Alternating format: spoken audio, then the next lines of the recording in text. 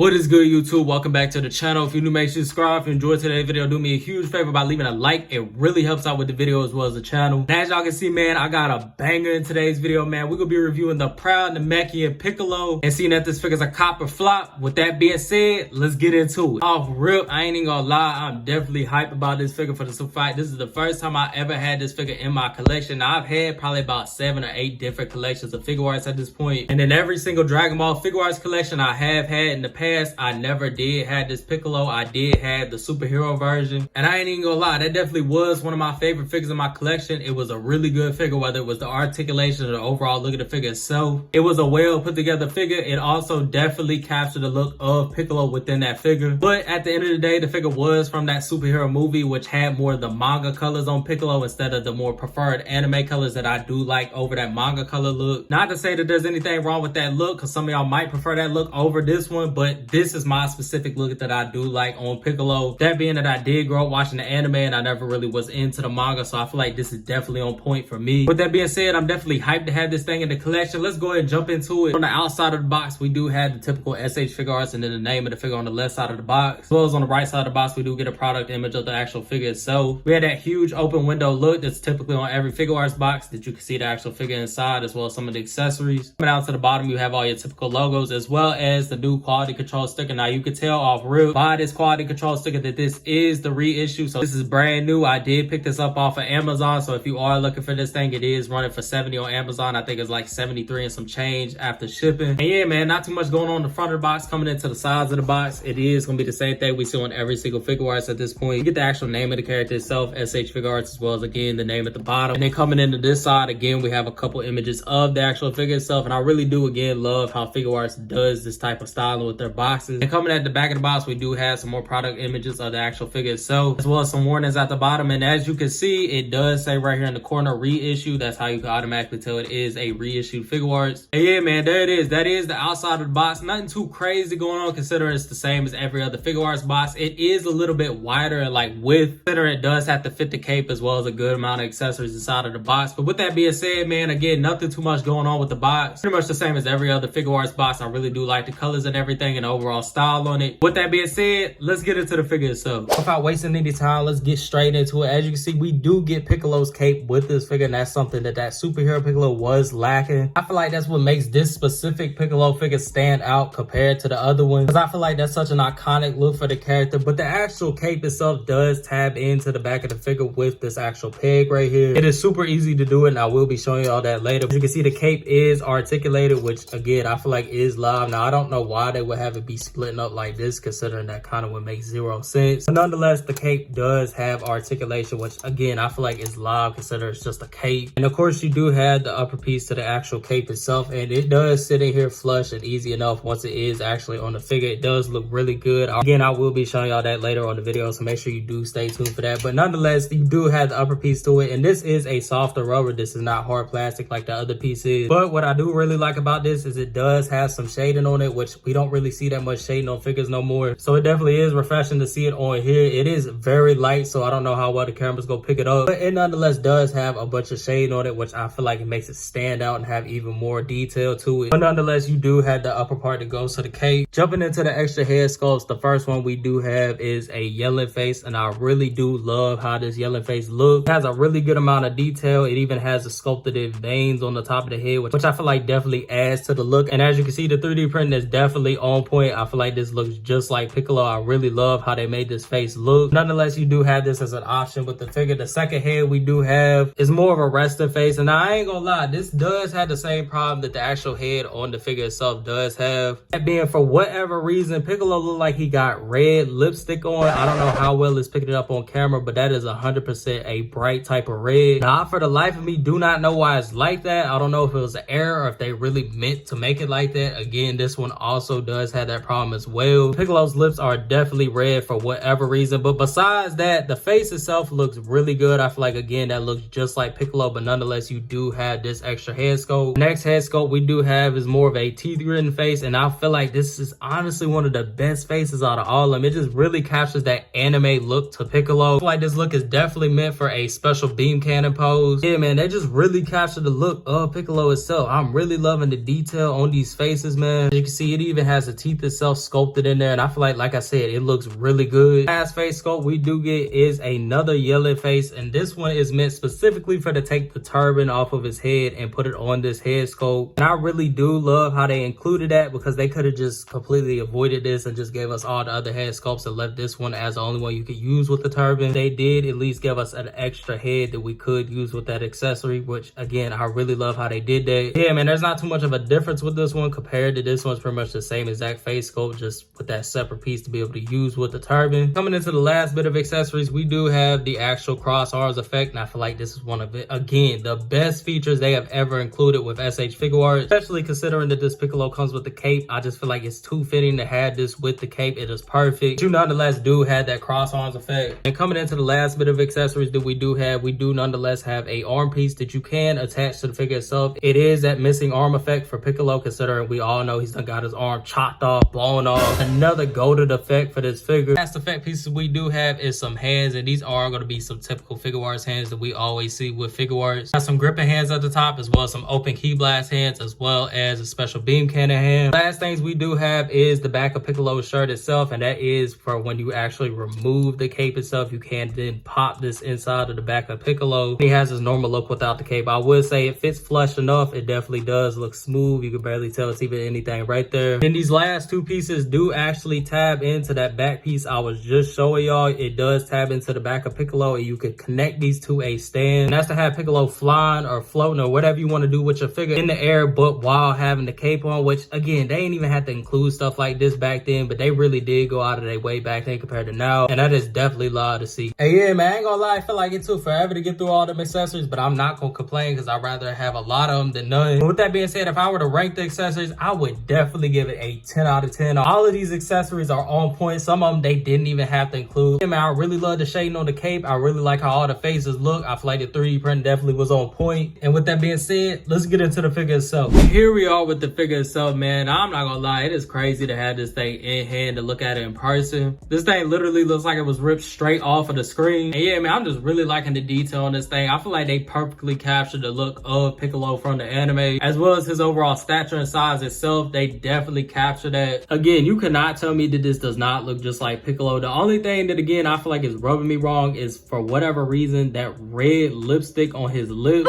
I definitely do not remember Piccolo's lips ever looking like that, so I don't know if, again, this is an error or they just chose to do this for whatever reason. But he for sure got some lip gloss on. But other than that, man, this thing is looking really good. I ain't even gonna lie to you. I feel like they definitely captured the exact look of Piccolo from the anime, man. Even the colors to me is on point. It's honestly making me interested for when I do re-pick up that superhero Piccolo when it does re-release. I wonder how it's gonna hold up compared to this. 'Cause like I said, the one I did have was a really good figure. All the QC was good. The overall look, sculpt, everything was perfect. So with having these two side by side, I wonder which one I will honestly choose over the other. Considering, like I said, I really like how the other one looks, but at the same time, this has way more accessories, as well as this is the preferred look that I do like from the anime. Yeah, man, they definitely went crazy with the sculpt and detail. Like I said, the turban is painted perfectly and sculpted perfectly all the way around, as well as the rest of the body, man. Even the arms had that sculpted in detail of the texture of Piccolo's arms. Just the overall figure itself was just sculpted perfectly, man. As you can see, even the feet actually had that sculpted in detail to it. Yeah, man, I ain't even gonna lie. As far as paint detail on this thing off rip, I feel like I'm going to have to give it a 10 out of 10. I feel like this figure definitely captures the look of Piccolo from the anime. And another thing I did want to speak on real quick was the fact that this thing stands super easy. The superhero one I did have, I ain't even gonna lie, it did have a hard time of getting in certain poses, and it actually keeping this pose, it would like to fall over a lot. But with this, I seem to not be having that problem. And I don't know if that's because the feet are different, because these are more that pointier, flatter look as compared to the more rounded out look that they do have on that superhero Piccolo. Maybe that's why, but only time will tell when I do get that figure and I do compare the two. But yeah, man, this one definitely don't have no issue standing up. You just sit it down and it literally stands perfectly fine. But like I said, man, paint detail for sure gonna give it a 10 out of 10. With that being said, let's get into the articulation. Jumping straight into the articulation. articulation, I'm not gonna lie, it should be the exact same as the other one because I really don't see any difference in the body itself. Other than obviously some of the sculpt work, because this top shirt is a little bit different than the superhero one, as well as again the feet are completely different feet. As far as the rest of the body essentially is the exact same. So coming into the actual head articulation, as far as looking up, we do have a lot looking up. As far as looking down, he does look a really good amount down. He also definitely does have some neck pivot in there. His arms do go up about that much. It's pretty much typical on any SH Figuarts figure. They pretty much have the exact same type of arm articulation. They obviously do rotate all the way around. You do have that typical bicep swivel as well as a double jointed elbow. And of course some pivot in the wrist itself. Coming into the torso on the figure, he does bend over about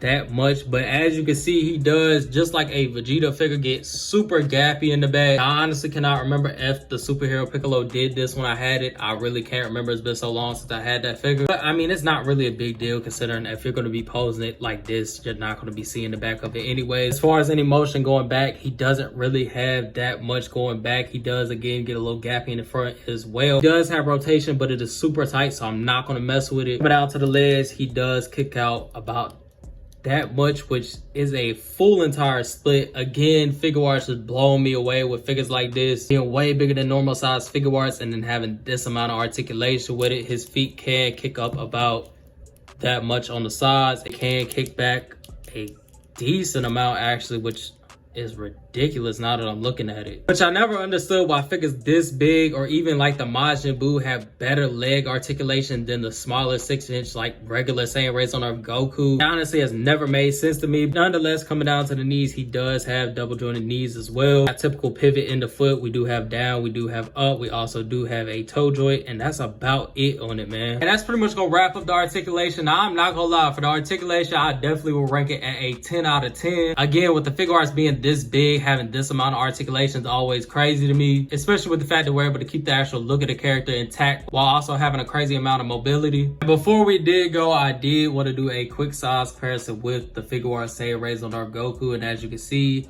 they definitely fit scaled in perfectly. I feel like Piccolo's height here is definitely accurate to Goku. But before we did go, I did want to try on at least some of these accessories to make sure they all are fitting perfectly fine on the figure itself. And we're just gonna go ahead and pop on a different head sculpt. As y'all seen, it really came off easy enough. I didn't have to do too much forcing. And then as you can see, the head popped on easy enough as well. I do also want to change out the turban piece just to show y'all how that actually works, considering I've never done it myself. Should be able to easily enough take your fingernails and kind of put them up under the actual turban itself and try to lift it slowly one by one on each side, just kind of wiggling it until it comes off. And as you can see, it pops off easy enough. You can take the other head at that point and just pop it right in there. It should just go right on. As y'all seen, it does actually work. I will not be doing the cross arms effect considering y'all already seen it while I was in the box. However, I will go ahead and stick his cape on so y'all can see how that actually looks and how that's executed. All you need to do is easily first, actually, you want to do pop this back piece off. Easily just pop that back piece off. And as you can see, there is a peg hole right there. You just take the cape and easily enough